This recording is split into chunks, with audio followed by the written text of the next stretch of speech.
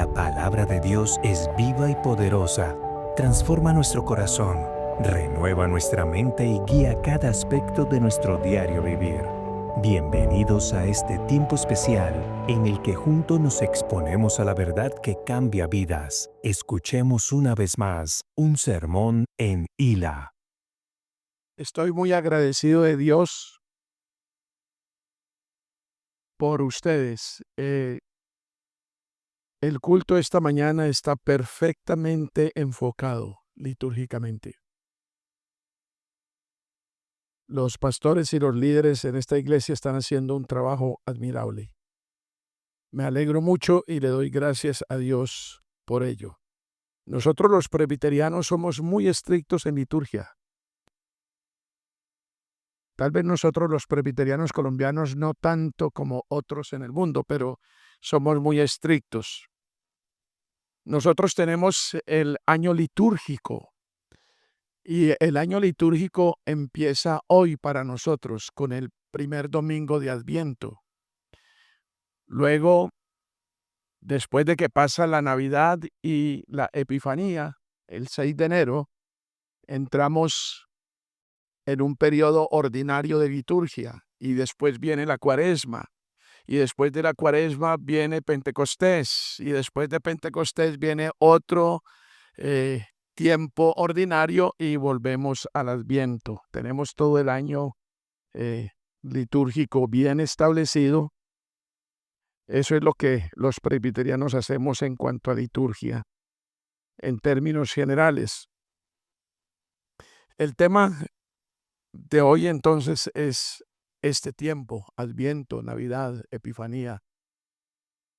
Y yo sé que hay mucha controversia en relación a este tema. Hay muchas voces, muchos comentarios, pero quiero que enfoquen sus mentes y sus corazones esta mañana solo hacia la palabra de Dios, no a lo que dicen los hombres, no a lo que opinan las personas, los seres humanos, porque todos nosotros los seres humanos, por cerquita de la palabra de Dios que estemos, por muy bíblicos que seamos, somos susceptibles de error, somos susceptibles de equivocación. Que Dios nos libre de esa pretensión de creer que somos los depositarios de la verdad absoluta. El único depositario de la verdad absoluta es Dios, porque Él es la verdad, Él es el camino, Él es la vida.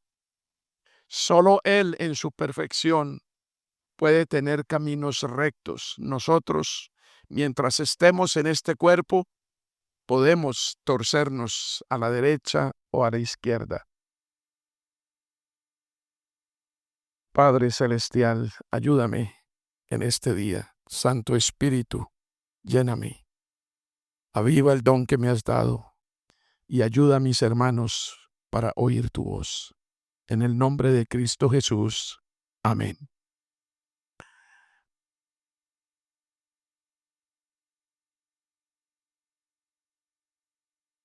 Hay un versículo que no está en el programa, no va a aparecer en sus pantallas, pero quiero que lo mencionemos antes de empezar todo. Dice, yo sé y estoy convencido en el Señor Jesús de que nada es inmundo en sí mismo. Pero para el que estima que algo es inmundo, para él lo es. Y en otra parte de la Escritura dice, lo que acabo de leer está en Romanos 14:14. Y otra Escritura dice, la lámpara del cuerpo es el ojo. Así que si tu ojo es bueno, todo tu cuerpo está lleno de luz. Pero si tu ojo es maligno, todo tu cuerpo está en tinieblas. Así que si la luz que en ti hay es tinieblas, ¿cuántas no serán las mismas tinieblas? No confíe en su mente, no confíe en su criterio, no confíe en lo suyo. Deposite la confianza solo en la palabra de Dios. El término adviento viene del latín adventus, que es la traducción del griego de la palabra parusía o epifanía. La palabra parusía o epifanía en griego significa aparición.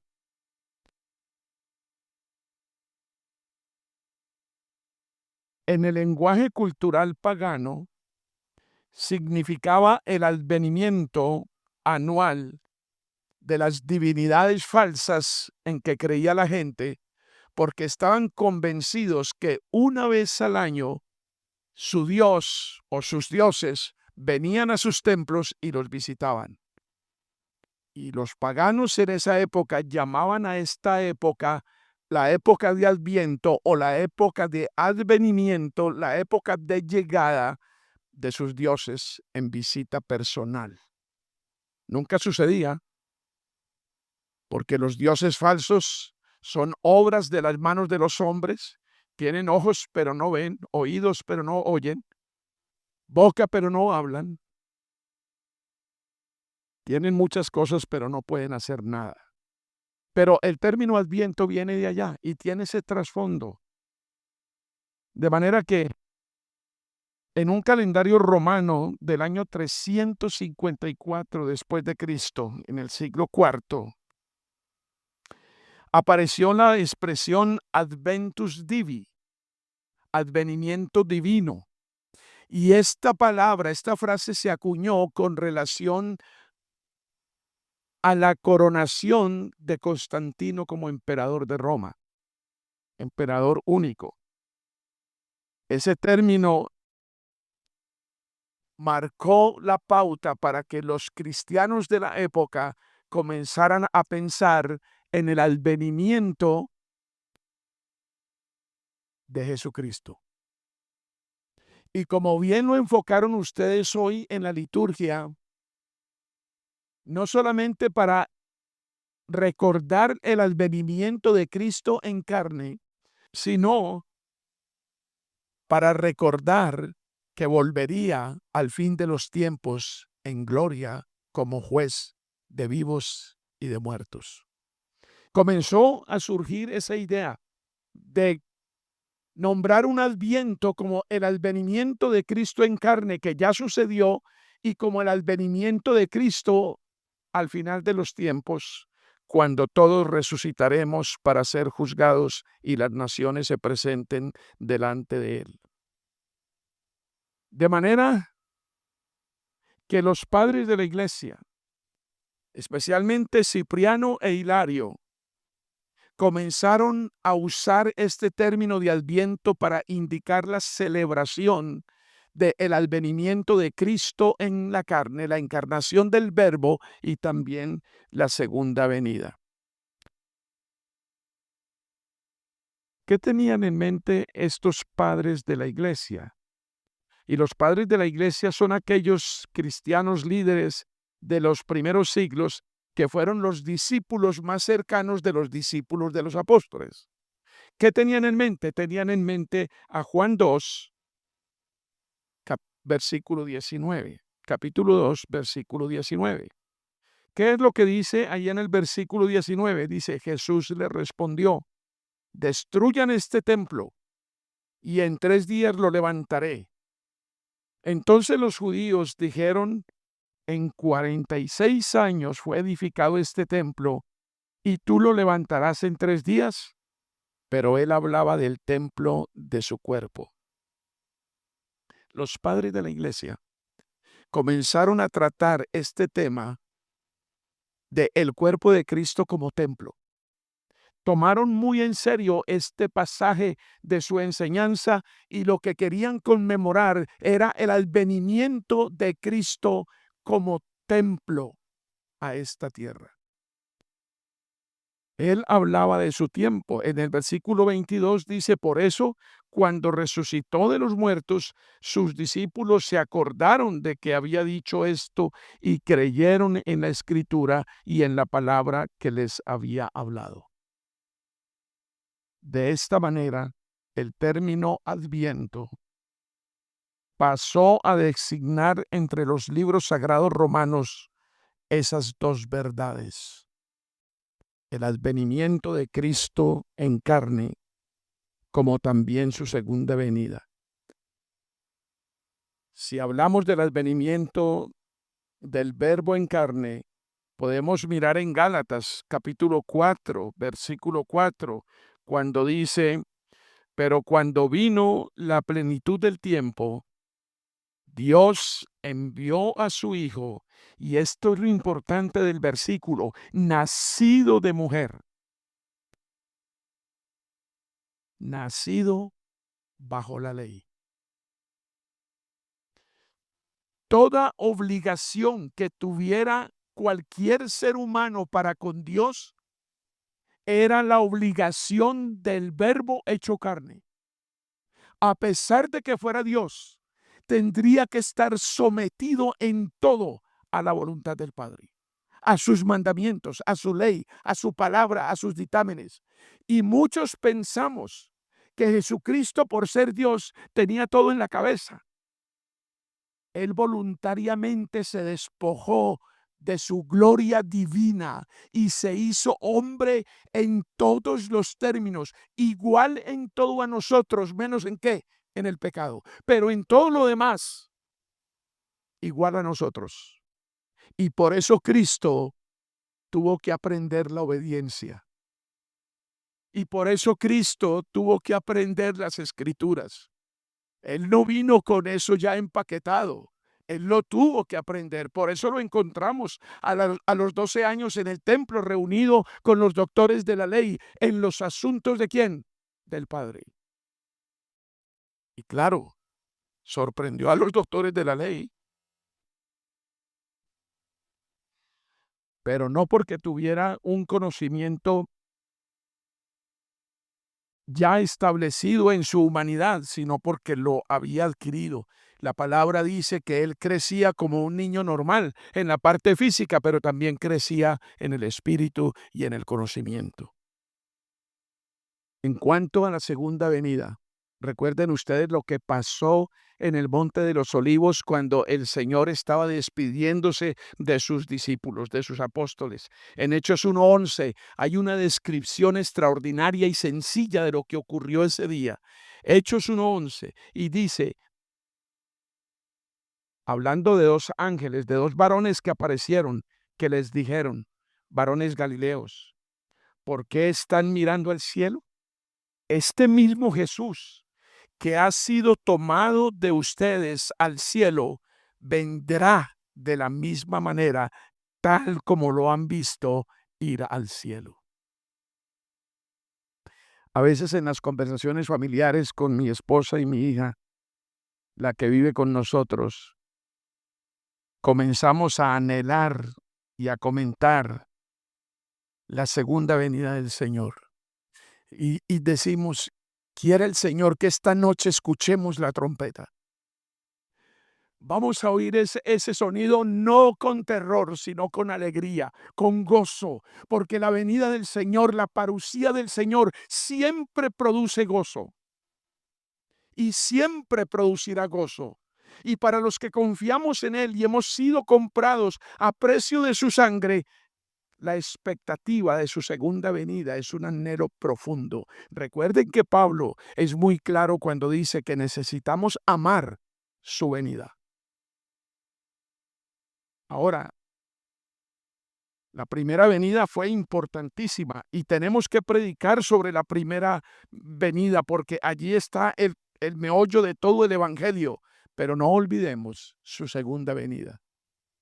Estamos en Adviento porque Adviento para nosotros es tiempo de espera. Estamos esperando la manifestación gloriosa de nuestro Salvador cuando finalmente seremos liberados de toda opresión. Y la consumación de la redención llegará no solo a nuestros cuerpos, sino también a toda la naturaleza, porque la creación gime toda, esperando la redención de los hijos de Dios. No que no se haya efectuado, pero nosotros estamos redimidos en el ahora, esperando el después. Nuestro cuerpo aún no ha sido glorificado. Nuestro cuerpo aún no ha sido en el tiempo transformado totalmente, pero lo esperamos. Y tenemos la fe por lo que la Escritura dice, que a los que llamó, también justificó, y a los que justificó, también glorificó. Ya estamos glorificados, estamos con Cristo en los lugares celestiales, pero tenemos que vivir eso en el tiempo, y está por llegar. Y ese es Adviento, eso es el advenimiento, eso es la expectativa, eso es lo que esperamos. Esa es nuestra actitud de confianza, de que estamos convencidos de que el Señor volverá. El Adviento, como les digo, advenimiento, llegada, ¿es una costumbre pagana o tiene orígenes en el paganismo? Sí, sí. No tengo miedo de admitirlo, ni tengan miedo de admitirlo. Sí. Me adelanto un poquito. ¿Qué éramos nosotros antes de Cristo? Paganos. Eso éramos. ¿Cómo vivíamos? Como paganos. ¿Y ahora qué somos? Nuevas criaturas. Porque si alguno está en Cristo, nueva criatura es. Las cosas viejas, ¿qué? Pasaron. ¿Y todas son qué? Hechas nuevas. ¿Usted entiende ese versículo? ¿Usted lo comprende en su dimensión? ¿Las cosas viejas qué? ¿Todas fueron qué? A veces no lo creemos. A veces pensamos que estos aspectos de la liturgia, Adviento, Navidad, Epifanía, no, eso es pagano. Un momentico, Señor, ¿cree usted que todo fue hecho nuevo? ¿Que en Cristo todas las cosas fueron reunidas para su gloria? ¿Que de Él son todas las cosas? Comience a pensar en eso. No por el origen de las cosas siguen siendo lo que eran.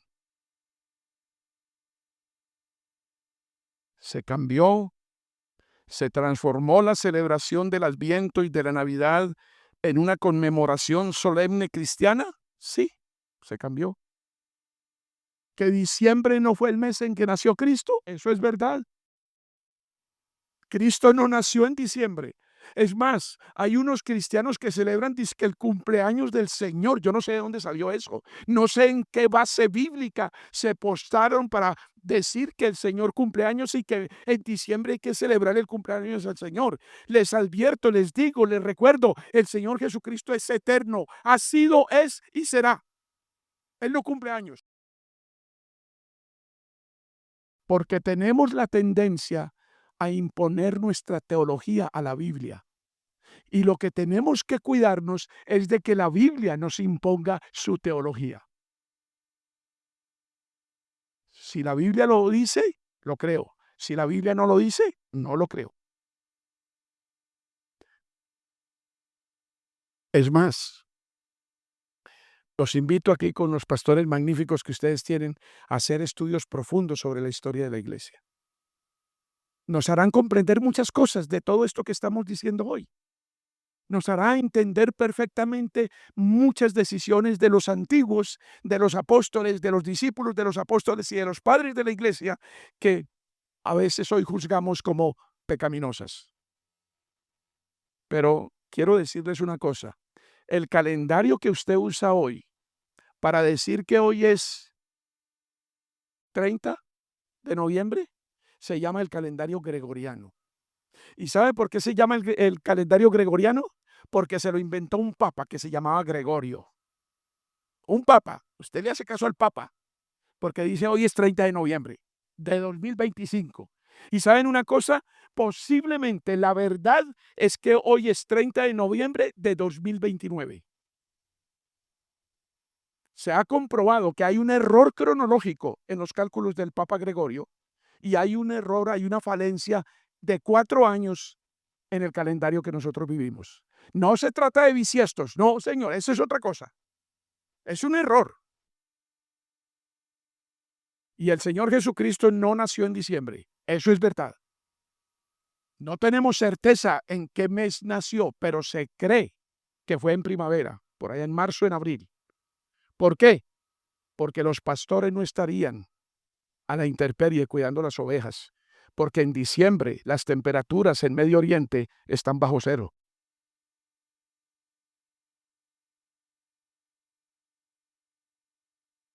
Ahora, por todas esas especulaciones, entonces vamos a satanizar la Navidad. Porque Él no nació el 24 de diciembre, entonces no celebremos, no conmemoremos, no hagamos nada. Hermanos, si usted no quiere hacer nada, no lo haga. Si para usted eso es inmundo, para usted es inmundo. Yo lo respeto y lo amo y lo quiero. Pero si yo celebro, mi hermanito, no me juzgue. No me juzgue. Eso es ser cristianos. Eso es ser cristianos. ¿Qué leyeron ahorita ustedes? Perdonen nuestras deudas, así como nosotros perdonamos a nuestros deudores. Porque si no perdonamos a los que nos deben, el Señor tampoco nos perdonará a nosotros. Yo no sé, mis queridos hermanos, si ustedes me van a odiar de hoy en adelante. Yo tengo en mi oficina una colección de pesebres en miniatura. Nadie me ha visto adorándolos. Nadie. Nunca me he inclinado frente a ellos. No les prendo velas, no les pongo flores, no me arrodillo, no les oro. Son pesebres, son obras de arte en miniatura. Si alguien me quiere regalar algo, mi cumpleaños es el 28 de diciembre. Si alguien me quiere regalar algo, regáleme un pesebre en miniatura. Porque ¿qué acaban de leer ustedes en la Escritura? ¿Qué fue lo que los ángeles le dijeron a los pastores? Esto os será por señal. Verán a la Virgen y a un niño en un pesebre, envuelto ¿en qué? En pañales. Señal. ¿Qué fue lo que los ángeles mandaron a los pastores que vieran? Una señal tremenda de humildad, de grandiosidad, de magnanimidad. La humillación de Cristo es desde la eternidad, incluso en su nacimiento. No tuvo un lugar donde nacer. ¿Por qué pagan ustedes medicina prepagada costosísima? Porque quieren tener al mejor neonatista, ¿se dice? ¿Al mejor qué? Geonatólogo, perdonen. Solo soy pastor. Quieren tener la mejor clínica, quieren tener la mejor atención médica, estar bien seguros. ¿Por qué? Miren a Cristo. El Rey de Reyes, el Señor de Señores, el verdadero emperador, el Creador de los cielos y de la tierra, nuestro Creador, está ahí como un niño indefenso, envuelto en pañales sobre un miserable pesebre.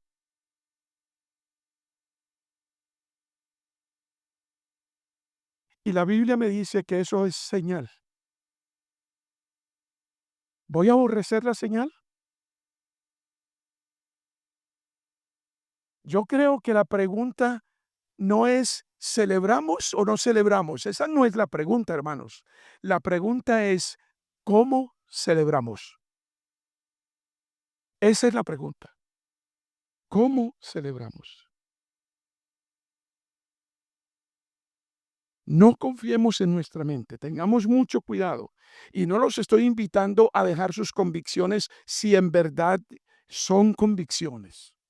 Solo lo estoy invitando a que inquiera en la Biblia, a que investigue, a que escudriñe, a que agote todos los caminos para que la Biblia, el Señor, el Espíritu Santo, por medio de la palabra, lo convenza de la verdad.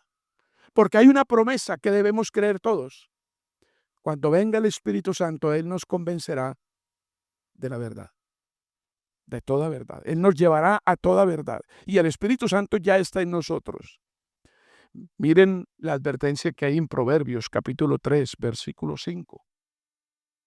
Confía en el Señor con todo tu corazón y no te apoyes en tu propio entendimiento. Hermanos, hay un peligro terrible que yo escucho frecuentemente entre los cristianos. Yo no estoy de acuerdo. Hermano, ¿y qué nos llamó a usted a estar de acuerdo? ¿Con qué? ¿Quién es usted para que diga que está de acuerdo o no está de acuerdo? La verdad es una y la verdad es absoluta. Y el único depositario de la verdad es Dios y en su palabra. Porque Cristo es la palabra hecha carne. Otra cosa que uno escucha muy frecuentemente entre los cristianos hoy en día, eso no puede ser. Eso no puede ser. Yo no sé ustedes antes de entrar en las doctrinas de la gracia y no sé dónde van todavía, y perdóneme, Pastor Walter, si estoy aquí siendo muy atrevido, pero cuando le dijeron a usted, Cristo no murió por todos, Cristo no ha muerto por todos los hombres. La verdad de la Biblia es que dice que murió por los suyos, por los que el Padre le entregó. El Padre el Padre elige y el Hijo redime.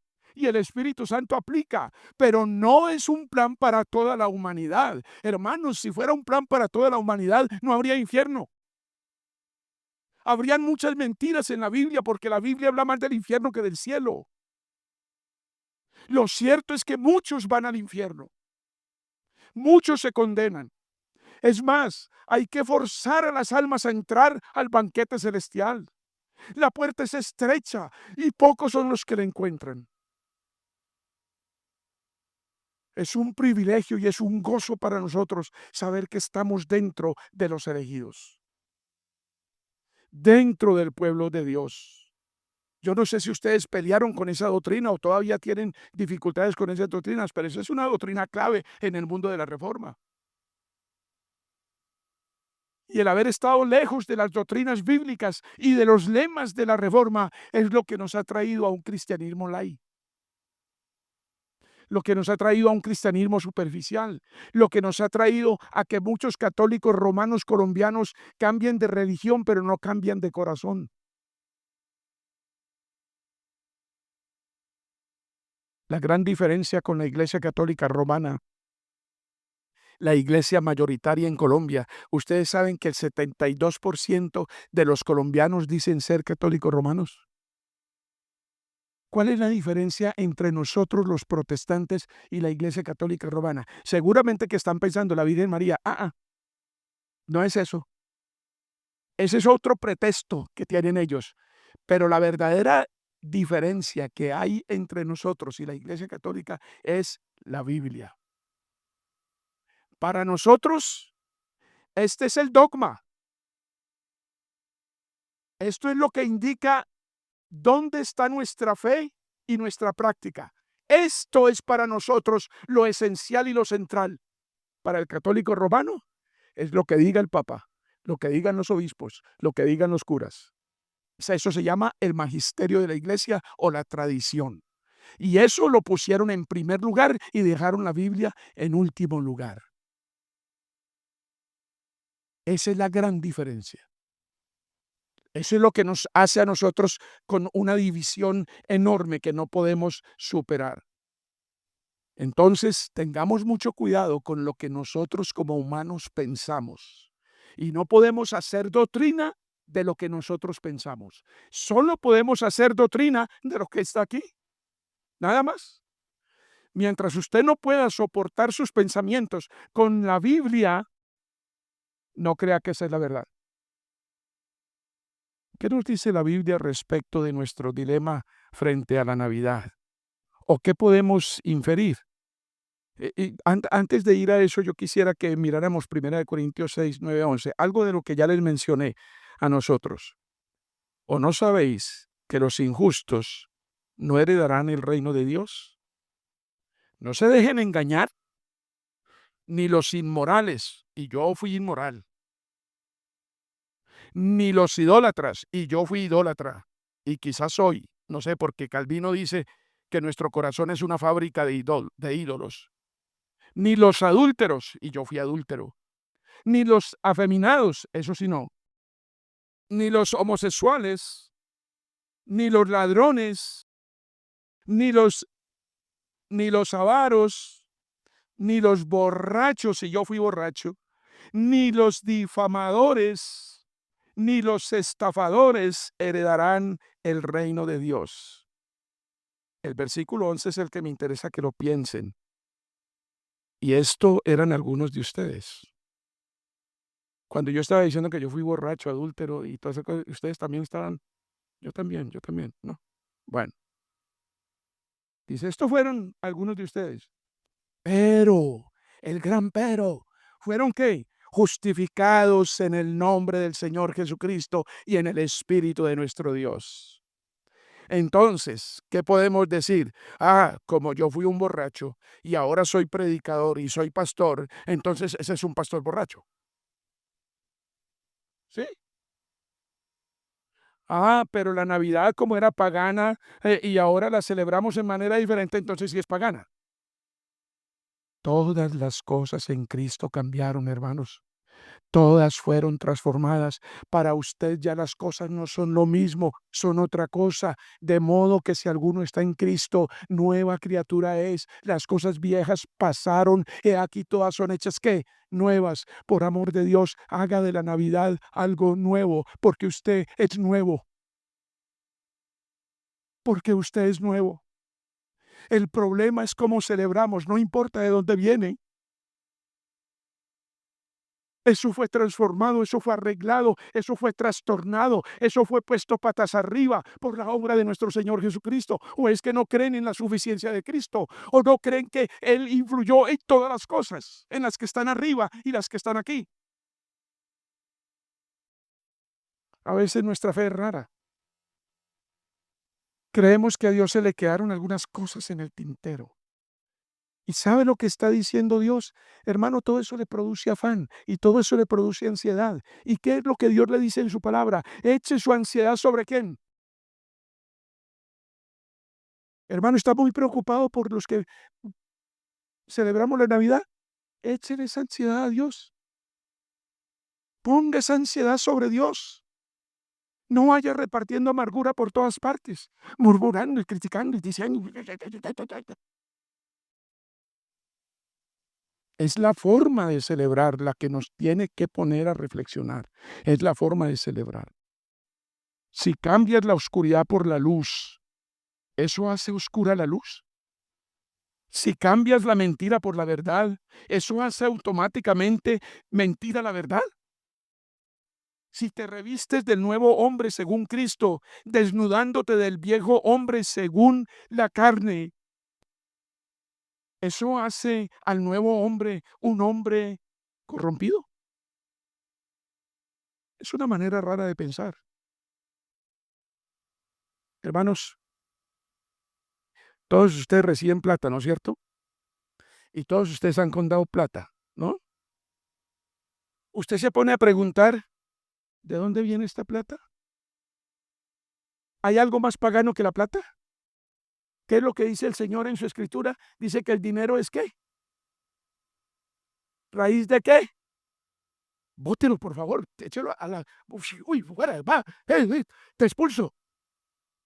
No, usted coge su platica y la asegura. Y le echa su contadita y la acaricia. No le importa de dónde viene. ¿Por qué? Porque usted se la ganó con el sudor de la frente.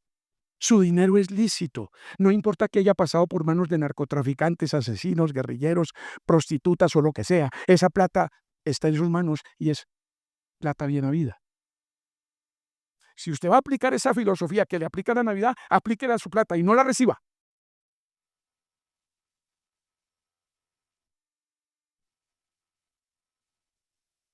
Porque si usted lo hace, se está volviendo el ser más incoherente del mundo.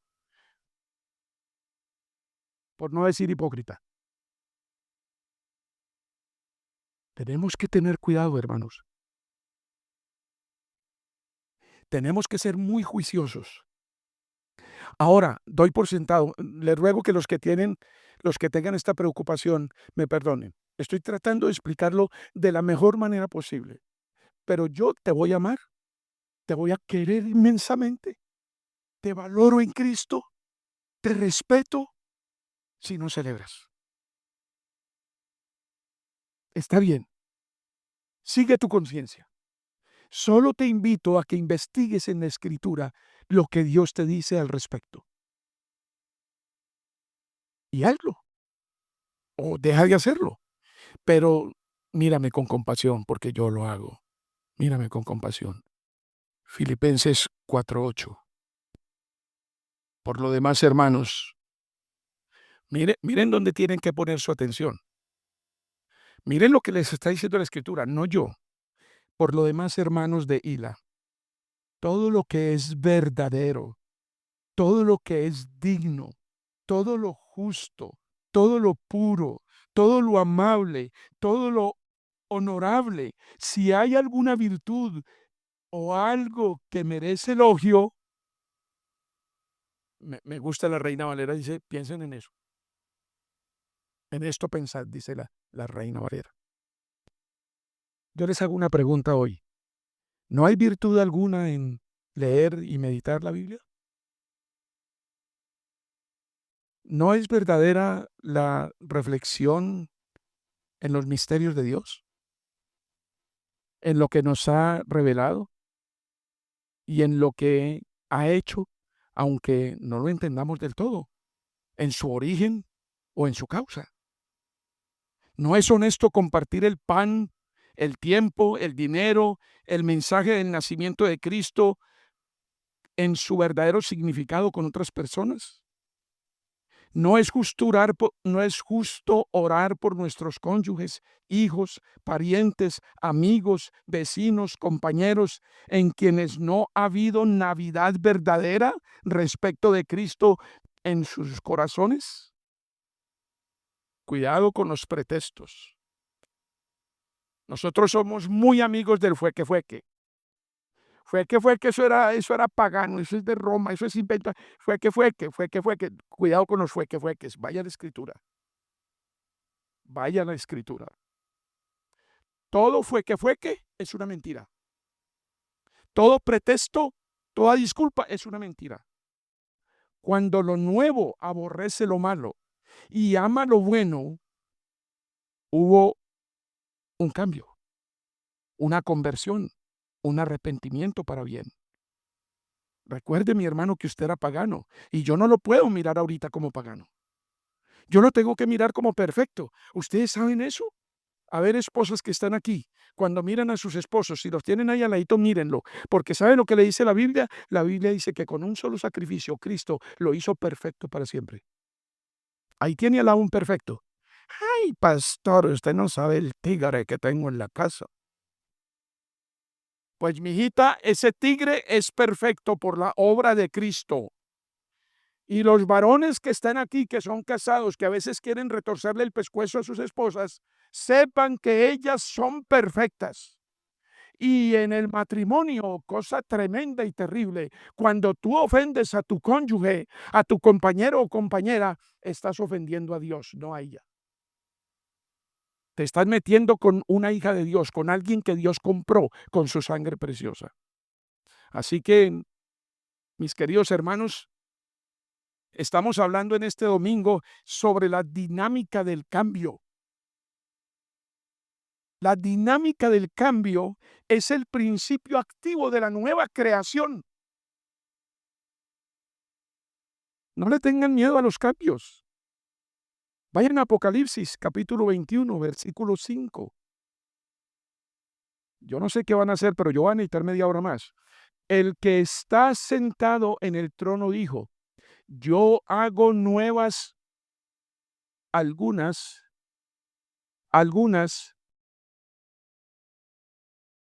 todas las cosas. Y añadió, escribe, porque estas palabras son fieles y verdaderas. La Navidad era pagana. El Señor hizo cosas nuevas. Y yo creo eso. Proverbios 4:18. Proverbios 4:18. Pero la senda de los justos es como la luz de la aurora que va aumentando en resplandor hasta que es pleno día. Hay una santificación progresiva en el creyente. Vamos en un cambio, en una metamorfosis tremenda, como nunca se ha visto en el universo. Y Romanos 12:9 dice, el amor sea sin hipocresía, aborreciendo lo malo, aplicándose a lo bueno. Me gusta la versión Reina Valera con este versículo. El amor sea sin fingimiento, dice la Santa Reina Valera. El amor sea sin fingimiento. Aborrezcan lo malo y amen lo bueno. En eso está la conversión de una persona. Gálatas 6:9. Gálatas 6:9 dice, no nos cansemos de hacer el bien, pues a su tiempo, si no nos cansamos, segaremos, cosecharemos. Y segunda de Tesalonicenses 3:13 dice, pero ustedes, hermanos, no se cansen de hacer el bien. Y en Hebreos 13:16 dice, y no olviden ustedes de hacer el bien y de la ayuda mutua, porque de tales sacrificios se agrada a Dios. ¿Y qué es el bien? ¿Qué es el bien? Todo lo que hemos leído en Filipenses 4:8. Por lo demás, hermanos, todo lo que es verdadero, todo lo digno, todo lo justo, todo lo puro, todo lo amable, todo lo honorable, si hay alguna virtud o algo que merece elogio, todo esto es lo bueno. Todo esto es lo bueno. No podemos confundir la naturaleza de las cosas con las formas de las cosas. Todo está en proceso de cambio, todo está gimiendo bajo maldición y todo espera la redención de los hijos de Dios, porque entonces la maldición cesará. En el primer Adán fue maldita la tierra, en el segundo Adán esperamos cielos nuevos y tierra nueva donde more la justicia. No podemos confundir el tiempo de Adviento y el tiempo de la celebración de la Natividad de nuestro Señor con la forma como celebra y conmemora el mundo pagano e impío. Eso es muy distinto. Pero hermanito, déjeme decirle, tengo afán de llegar a mi pasaje central. Pero vamos a, hermanito, ¿qué hace usted en Navidad? No árbol de Navidad, no estoy diciendo que lo hagan, eso no sirve para nada, eso ni da ni quita, ¿no? Pero mi criterio, no árbol de Navidad. En mi casa eso no se hace. No adornos, no luces, no velas, no nada, nada, nada, nada. Navidad no es nada. Jueque. Pero eso sí, mijita, compré un plan para San Andrés. Nos costó 15 millones, pero ahí vemos cómo lo pagamos. Nos vamos para San Andrés y vamos a pasar allá sabroso, Navidad, Año Nuevo, y volvemos después de Reyes. ¿Y eso qué es? Eso es paganismo. Eso es derroche. Eso es parar. ¿Por qué? ¿Por qué? ¿A causa de qué? Satanizo esto, pero entronizo esto. Hasta la dieta la cambias. Dejas de cuidarte para comer buñuelos, natillas, dulces, todo lo que se atraviese. En enero empezamos los ejercicios.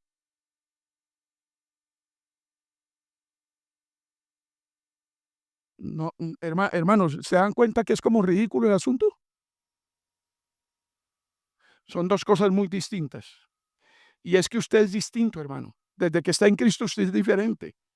La pregunta no es celebro o no celebro. La pregunta es ¿cómo celebro? Primera de Corintios 9, 4:9. Primera de Corintios 4:9. Porque pienso que Dios nos ha exhibido a nosotros, ustedes tuvieron este versículo ahora o parecido, Dios nos ha exhibido a nosotros, los apóstoles, en último lugar, como a sentenciados a muerte, porque hemos llegado a ser un espectáculo para el mundo, tanto para los ángeles como para los hombres, es decir, un espectáculo cósmico. Pero no es asunto solo de los apóstoles, para que no se me peguen de la letra de la palabra. Hemos llegado a ser espectáculo también nosotros como cristianos, sin ser apóstoles. Y somos espectáculo al mundo, a los ángeles y a los hombres. Somos espectáculo cósmico. Mire lo que dice Hebreos 10:33. Hebreos 10:33 dice, por una parte, siendo hechos un espectáculo público en oprobios y aflicciones, y por otra, siendo compañeros de los que eran tratados así. Pero Mateo 5:16 nos dice, así brille la luz de ustedes delante de los hombres. Espectáculo, espectáculo. Así brille la luz de ustedes delante de los hombres para que vean sus buenas acciones y glorifiquen a su Padre que está en los cielos. ¿Cómo debemos conmemorar y celebrar y usar este tiempo de Adviento, de Navidad, de exaltación de Cristo y para bendición de otros? Esta es una pregunta que un buen cristiano debe hacerse frente a la oportunidad de celebración y conmemoración que Dios nos da. ¿Ustedes creen en un versículo? Yo estoy seguro que sí, y les encanta. Romanos 8:28. ¿Todas las cosas nos ayudan? Les encanta, ¿no? ¿Será que la celebración no nos puede ayudar para bien? ¿Será que no? Piénselo. Estamos recordando en este tiempo de Adviento la primera venida y la segunda. Recuerden eso. Ahora sí vamos a nuestro pasaje porque no demoran en prenderme ahí esa luz. Entonces, vamos a pensar un poco en el relato bíblico de del nacimiento de nuestro Señor Jesucristo. Lucas 2. Y léanlo en oración. Díganle al Espíritu Santo que los ilumine. Pídanle que me ilumine a mí también. Sí. Empecemos en el versículo 8 del capítulo 2 de Lucas. En la misma región había pastores que estaban en el campo. Miren ese dato, estaban en el campo, no podría ser diciembre. No aguantaban el frío. Cuidando de sus rebaños o cuidando sus rebaños durante las vigilias de la noche. Y un ángel del Señor se les presentó, y la gloria del Señor los rodeó de resplandor y tuvieron gran temor. ¿Qué significan todo ese montón de luces que muchos han? Y perdónenme, hermanos, pero esta celebración de la Navidad es muy europea, muy del norte de Europa y muy de Norteamérica, de los cristianos, de los evangélicos. Muchos de ustedes se escandalizarían de ver una casa de un cristiano que va a la iglesia el domingo y que diezma duro para misiones, que pone unas velitas eléctricas en cada ventana, una velita cada. No están alumbrando a nadie, solo están hablando del resplandor que es la Navidad. El hecho de que Cristo haya nacido. Dice, y un ángel del Señor se les presentó. Bueno, y tuvieron gran temor, dice en el versículo 9. El 10, pero el ángel les dijo, y esto es memorable, hermanos, tómenlo en su corazón, denle vueltas, medítenlo, vuélvanlo a pensar 10 veces hoy y la semana. No teman, no teman, porque les traigo buenas nuevas de un poquito de gozo. Amén, amén, de gran gozo, de gran gozo. Y ese gozo cristiano es parte del espectáculo que somos en el mundo. Nuevas de gran gozo, que serán para todo el pueblo de Dios, el pueblo escogido, porque les ha nacido hoy en la ciudad de David un Salvador, que es Cristo el Señor. El versículo 12. Y esto les servirá de señal. Hallarán a un niño envuelto en pañales y acostado en un pesebre. Esto para mí es conmovedor al extremo. Hermanos, no pensamos mucho en la humildad de Dios. La humillación del Verbo no es solo humillación del Verbo, es humillación del Padre, es humillación del Espíritu Santo. Es el omnipotente, el incontenible, que se reduce, se rebaja, se limita voluntariamente para escucharte a ti. ¿Han pensado en eso? La sublimidad, lo sublime, lo grande de la oración, ese medio de gracia que Dios te dejó, que tú te puedes arrodillar en el silencio y la soledad de tu cuarto y el incontenible el omnipotente, el creador, el emperador, el más grande de los grandes, baja a ti, se inclina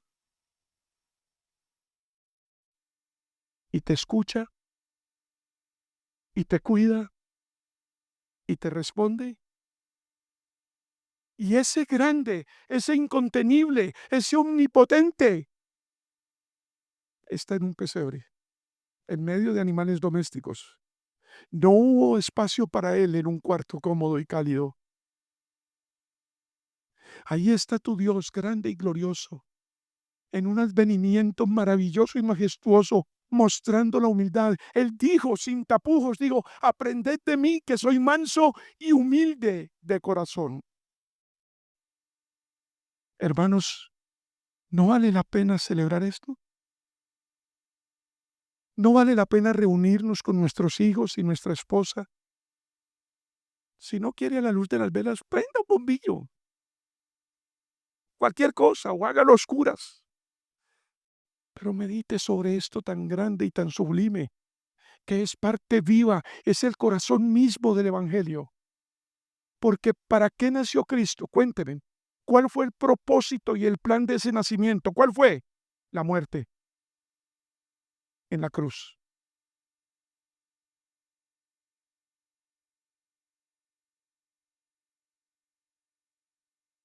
Versículo 13.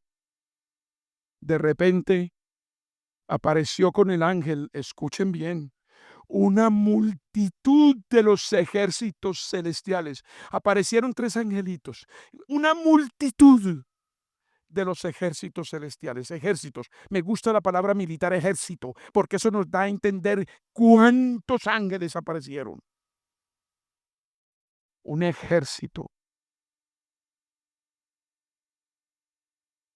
Alabando a Dios y diciendo, gloria a Dios en las alturas y en la tierra paz entre los hombres en quienes Él se complace. Cuando los ángeles se fueron, los pastorcitos, humildes pastorcitos, ¿no les parece interesante que Él no se presentó ante reyes, ni ante príncipes, ni ante doctores de la ley, ni ante políticos? No, pastorcitos. Y esos pastorcitos se fueron a ver la señal. La señal.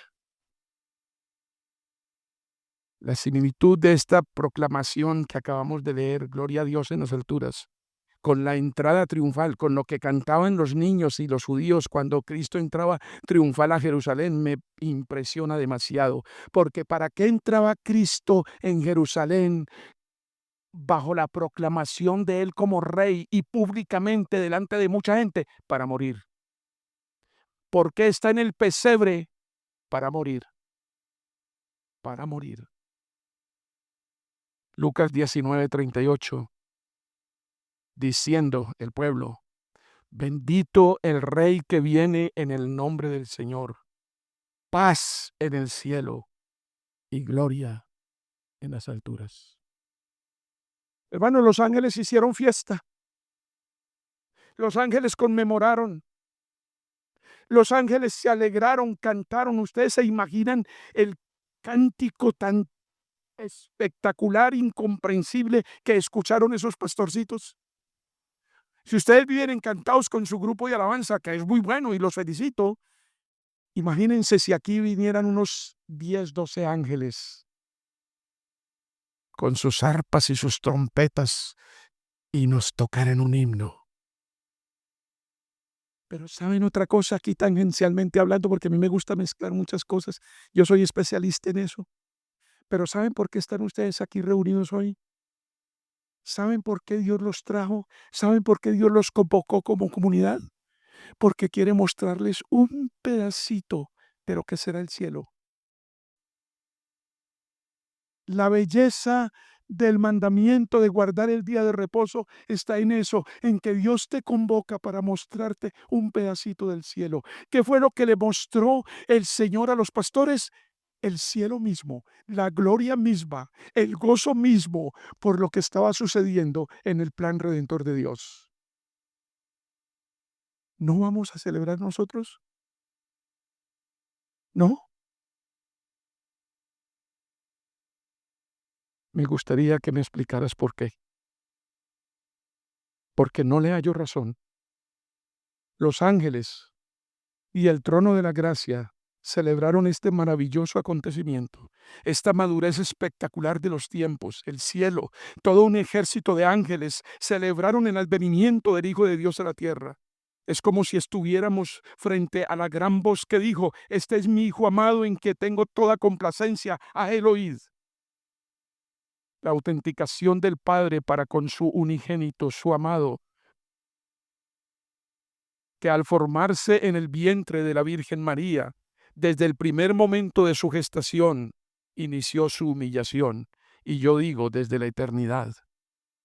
Pero la humillación visible lo vemos desde su nacimiento, desde su gestación, para culminar en la horrible muerte de cruz, el justo por los injustos. ¿No celebramos? ¿No recordamos? ¿No aprovechamos este tiempo? Ya que los impíos y los paganos se inventaron todas estas fiestas, nosotros, ¿por qué no celebramos distinto? ¿Por qué no hacemos las cosas diferentes? Si te pones a pensar, mi querido hermano, tú no celebras la Navidad diferente como la celebra el mundo. Tú haces lo que el mundo hace. Y entonces, claro, el fue que perfecto. Eso es pagano.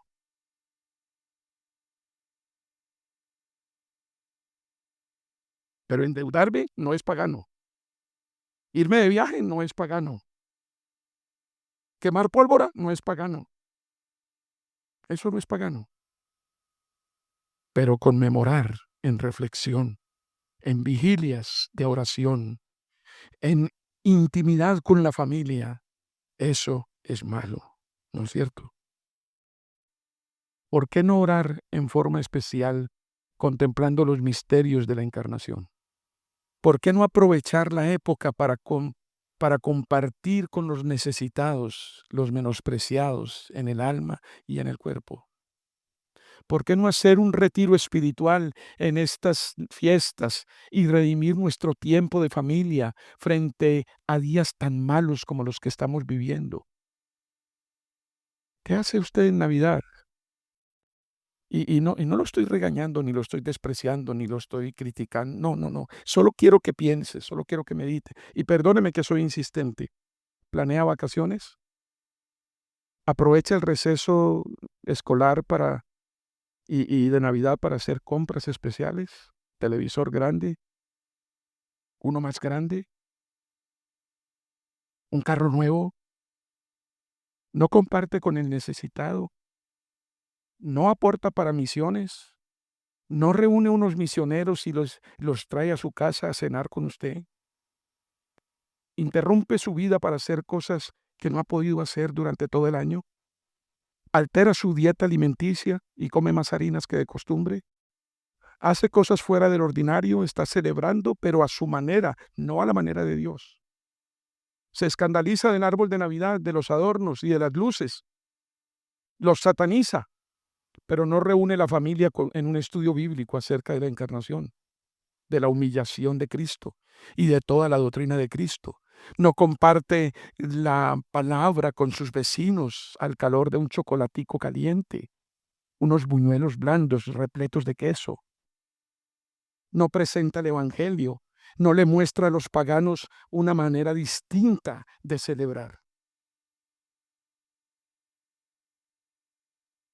No deja ver una celebración bendecida, una bendición que edifica.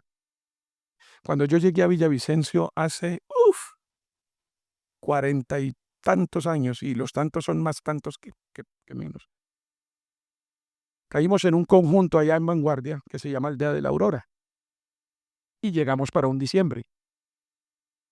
Y de pronto nos llega una vecina, muy tímida, se presenta: yo soy fulana, yo vivo en tal casa. Y dice: queremos, señores, que dice, sabemos que ustedes son evangélicos, pero nosotros queremos saber cómo celebran ustedes la novena de Aguinaldo, la novena del Niño Dios. Y yo miro a mi esposa y ella me mira y Seguimos escuchando a la señora. Queremos saber cómo es que ustedes lo hacen. ¿Por qué no se toman una novena, un día para la novena y la hacen ustedes? Y vuelvo a mirar a mi esposa y mi esposa me pica el ojo y entonces, bueno, claro, con mucho gusto, ahí estaremos, vamos a hacerlo. Claro que sí, vamos.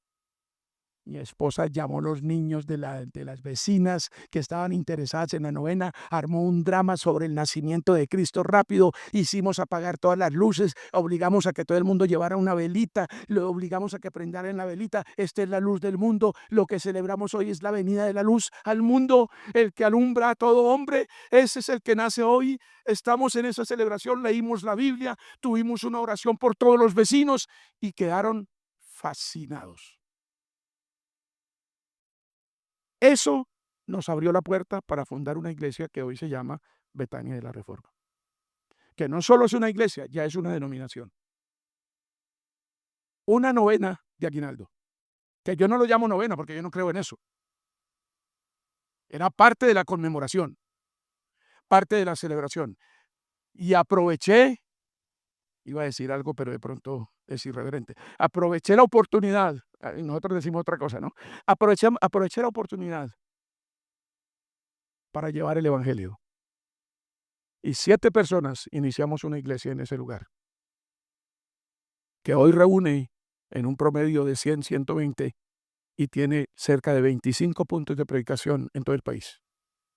Lo ha hecho Cristo, no yo. No tengo ni idea de plantar iglesias, pero lo ha hecho el Señor. ¿Todo por qué? Porque aproveché una oportunidad en Navidad. Voy a terminar con esto. En Lucas 1, 45, yo no sé si ya se fueron los que están programando allá las lecturas. La Virgen María expresó su gozo cuando supo que estaba embarazada y se fue a visitar a su prima Santa Isabel.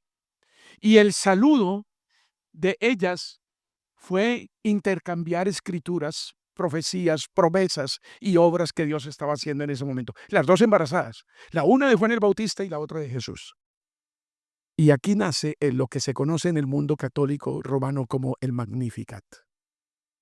El Magnificat no es malo, está en la Biblia. ¿Y qué es lo que dice la Virgen María? Dice, entonces María dijo, mi alma engrandece al Señor y mi espíritu se regocija, o sea, se alegra 2 veces en Dios mi Salvador. La Virgen María admitiendo que ella necesitaba un Salvador, aunque iba a ser la madre del Salvador. Versículo 48, porque ha mirado la humilde condición de esta su sierva, pues desde ahora en adelante todas las generaciones me dirán o me tendrán por bienaventurada. 49, porque grandes cosas me ha hecho el poderoso y santo es su nombre. Y de generación en generación es su misericordia para los que le temen. Es decir, la Virgen María comenzó a recordar la Escritura con la ocasión del saludo de su prima Santa Isabel o Isabel. Porque de pronto también me regañan ustedes porque estoy hablando mucho de santos. Entonces, hermanos, con todo mi corazón he compartido esto. Espero que la palabra de Dios los haya llevado a alguna parte. No se sientan mal los que no están convencidos de que no se debe celebrar, pero por amor de Dios y por amor cristiano y por actitud cristiana, no juzguen a los que sí lo hacen. Y los que lo hacen, no lo hagan como lo hace el mundo, porque eso sí es reprochable. No celebren igual que celebra el mundo. Celebren diferente. Celebren alrededor de la Biblia, celebren alrededor de la oración, celebren alrededor de una alegría sana, de enseñanza a los niños. Disfruten, alégrense sanamente, pero alrededor de la palabra de Dios. Porque el misterio que se recuerda hoy, el misterio que se conmemora, es el más grande de todos ellos. De eso depende la redención no solamente nuestra como pueblo de Dios, sino de toda la creación. Amén. Padre Celestial, muchísimas gracias por tu palabra. Gracias por mis hermanos y por favor habla a cada corazón con tu Santo Espíritu. En el nombre de Cristo Jesús. Amén. El sermón ha terminado. pero la palabra del Señor seguirá haciendo su obra en nosotros. Te esperamos la próxima semana para una nueva entrega de un sermón en Hila. Gracia y paz.